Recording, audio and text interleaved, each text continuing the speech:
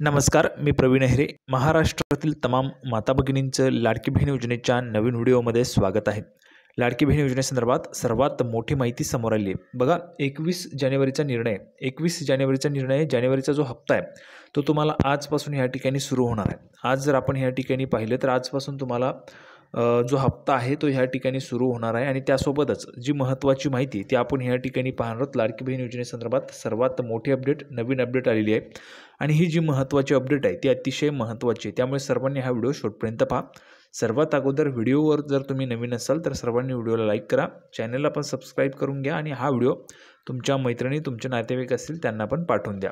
तर बघा, जी काही महत्त्वाची माहिती लाडकी बहीण योजनेच्या संदर्भात आली आहे ती आपण ह्या ठिकाणी पाहणार आहोत. थोडाही वेळ वाया न घालवता लगेच आपण व्हिडिओला सुरुवात करूया आणि संपूर्ण माहिती पाहूया.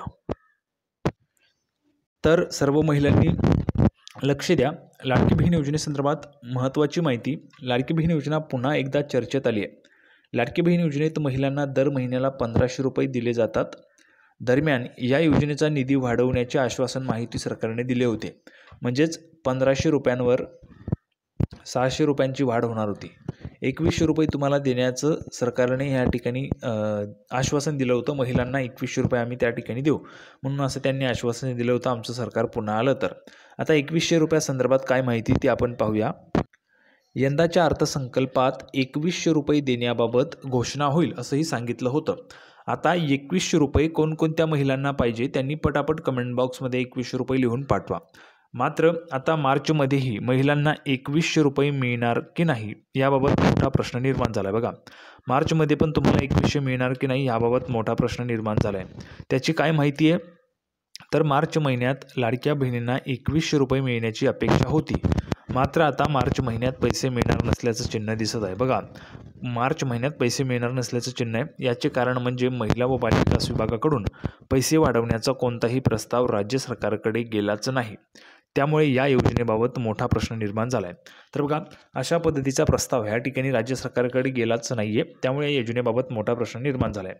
लाडकी बहीण योजनेत मार्च महिन्यात पैसे मिळणार की नाही याबाबत अदिती तटकरे यांनी ही माहिती दिली.